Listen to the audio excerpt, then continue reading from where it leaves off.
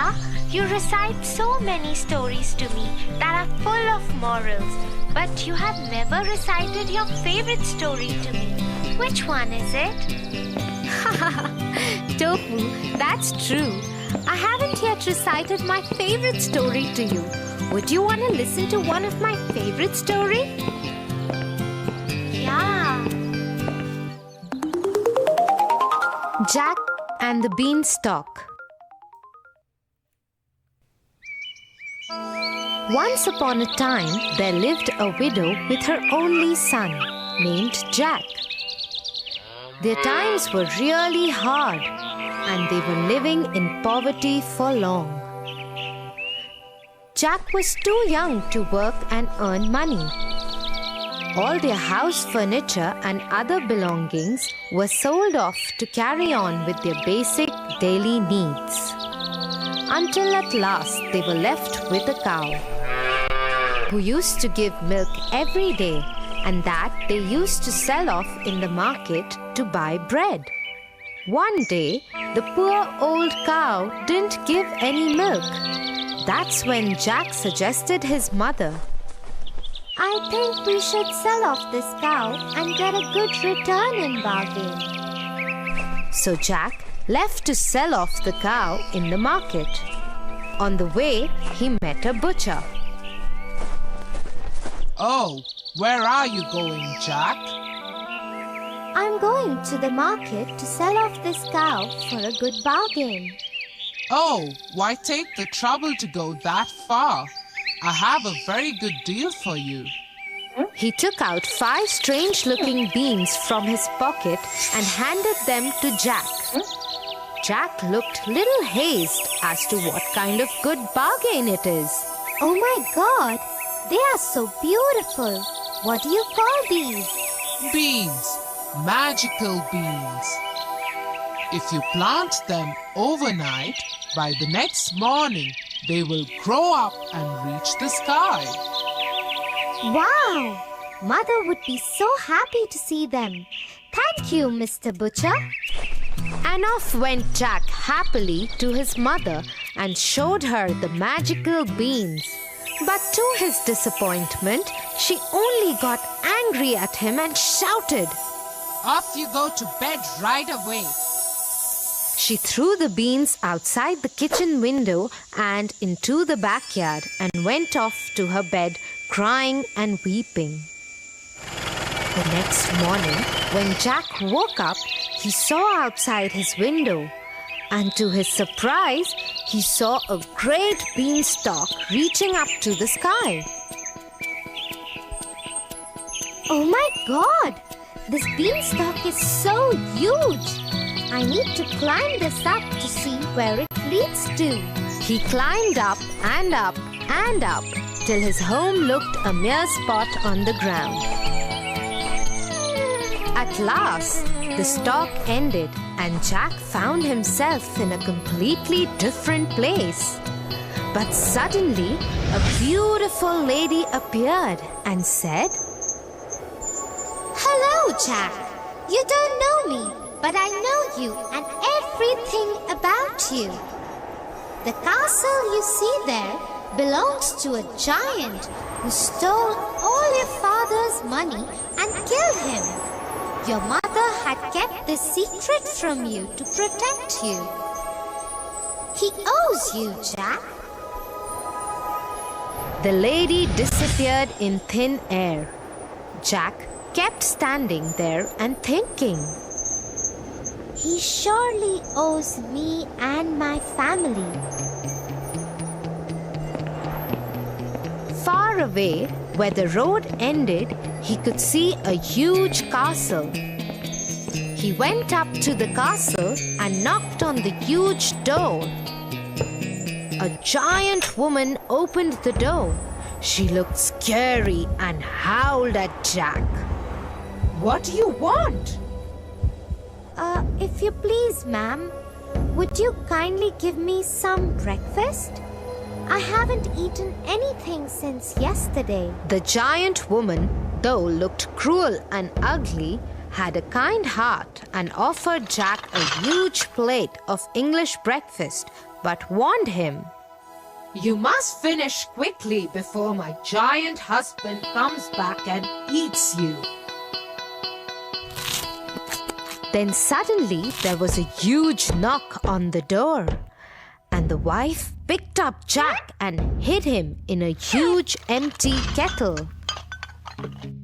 As the door opened, the giant entered and roared, "Fee, fee, fo, fum. I smell the blood of an Englishman. Be he alive or be he dead, I'll grind his bones to make my bread." "Nonsense! You're mistaken. It's the ox hide you smell." So he sat down at the table and ate the ox that his wife had served him as breakfast. After he finished, he asked his wife, "Get me my money bags." He started counting his money, but he was so sleepy that he slept on the table. The whole room was roaring with his snore. Jack, taking an opportunity of this time, got out of the kettle, picked up the money bags, and ran towards the door. Before the giant woke up, he climbed down the beanstalk and to his cottage, and did not look back even once. He took a sigh of relief and ran to his mother. Mother, look what I got. We are rich now. The mother and the son lived quite comfortably. Till one afternoon, when his mother was away, he decided to go up to the giant's castle and see what was happening there. So he climbed up the beanstalk and reached the castle. There, standing at the door, he saw the giant's wife again. But she didn't recognize him because he was dressed impeccably this time. If you please, ma'am, He said, will you give me some breakfast? Run away, you little boy. Last time a boy came, he stole my husband's money bags. But since she was kind-hearted, she offered Jack breakfast. At that very moment, the giant knocked on the door, and quickly she hid Jack in the oven.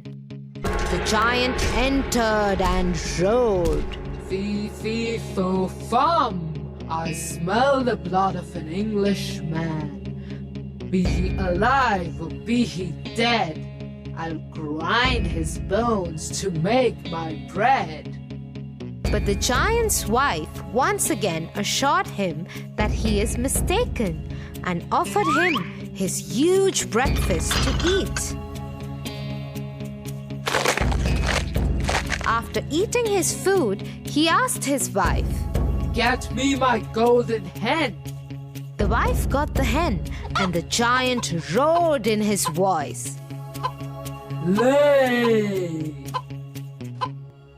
That very moment, the hen laid a golden egg, and Jack was left amazed with what he saw.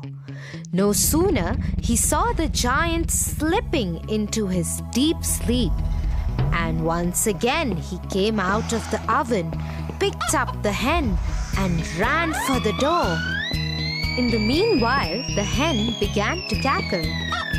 The voice made the giant move a little, but he kept sleeping. Jack climbed down the stalk and went straight to his mother and gave her the golden hen. The mother and the boy were so rich that they had money greater than even what they could spend. One day, he was sitting idle. The thought of the beanstalk crossed his mind again, and he decided to climb it. No sooner he was at the castle, but this time he decided not to be seen and climbed the kitchen wall of the castle and hid himself in the oven. In came the giant, roaring louder than ever. "Fee, fee, fo, fum. I smell the blood of an Englishman. Be he alive or be he dead, I'll grind his bones to make my bread. But the giantess was quite sure that she had seen no little boy that morning, and after grumbling a great deal, the giant sat down for breakfast. As soon as he got over with his breakfast, he called out to his wife, "Bring me my harp! Sing!" ordered the giant. Soon the harp started singing the most beautiful sounds ever heard, and no sooner the giant fell off into his deep sleep. Jack, who was waiting for this moment, got out of the oven and climbed the table to grab the harp. But as soon as he started running off with it, the harp started shouting, Master, master! The giant woke up just in time to catch the sight of Jack running out of the kitchen door. With a fearful roar, he saw Jack running with the harp and dashed after him. Little Jack ran as fast as he could, while holding the harp tightly in his hands. The giant, taking terribly long strides, gained on Jack, and he would have been caught if Giant had not slipped over a boulder. Before he could pick himself up, Jack began to climb down the beanstalk, and when the giant arrived at the edge, he was nearly halfway to the cottage. The giant began to climb down too, but as soon as Jack saw him coming, he called out, Mother, bring an axe! The widow hurried out with the chopper. Jack had no sooner reached the ground than he cut the beanstalk right in two. Down came the giant with a terrible crash, and that, you may be sure, was the end of him. But the mother had a very important advice for Jack. Jack, what the giant did to your father was bad, but you should not have been so greedy. He reaped what he sowed, but greed is also a bad deed. Jack agreed to his mother and promised to never be greedy again, and they lived happily ever after. Wow, Tia, that was such an adventurous story.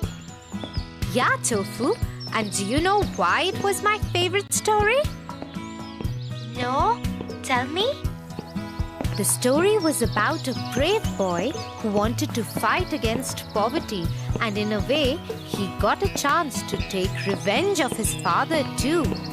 But in the process, he forgot that harming the giant again and again was not ethical, and stealing from the giant's house was also against his morals. Oh, that's quite a heavy thought for my little brain. Ha ha ha! Let's go. We are late for dinner. Mom must be waiting.